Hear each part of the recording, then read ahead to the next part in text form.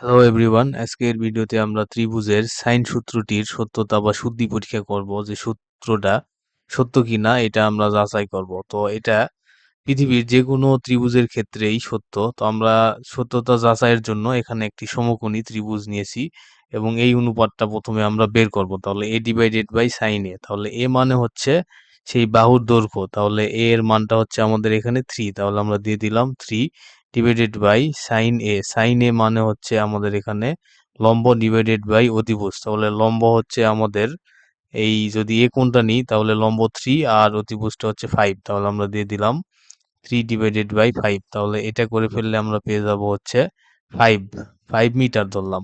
আর এখানে আমরা এই অনুপাতটা যদি নিই B divided by sine B, তাহলে বি এর মানটা হচ্ছে আমাদের 4, আর এখানে সাইন বি মানে হচ্ছে আমাদের এখানে এই লম্ব হচ্ছে 4 আর অতিভুজটা হচ্ছে 5, তাহলে আমরা পেয়ে গেলাম হচ্ছে লম্ব হচ্ছে আমাদের 4, তাহলে 4 ডিভাইডেড বাই 5, তাহলে এখান থেকেও আমরা আবারও পেয়ে যাব হচ্ছে 5 5 মিটার।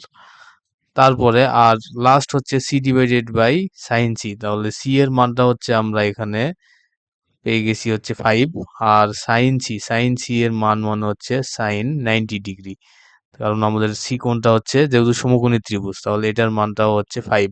তাহলে আমরা দেখতে পেলাম যে যেকোনো একটি ত্রিভুজের ক্ষেত্রেই এই ত্রিভুজের যেই বাহু এবং তার বিপরীত কোণের সাইন অনুপাতগুলো সবসময় সমান হবে, এবং এটা পৃথিবীর সব ত্রিভুজের জন্যই সত্য। তো অনেকেই আমরা সূত্রটি আসলে অনেক জটিল বা ভাবি যে আসলে কিরকম কি, তো এটা আসলে শুদ্ধ পরীক্ষার মাধ্যমে আমি আর কি ইজি ভাবে সূত্রটি এক্সপ্লেন করার ট্রাই করছি। ধন্যবাদ।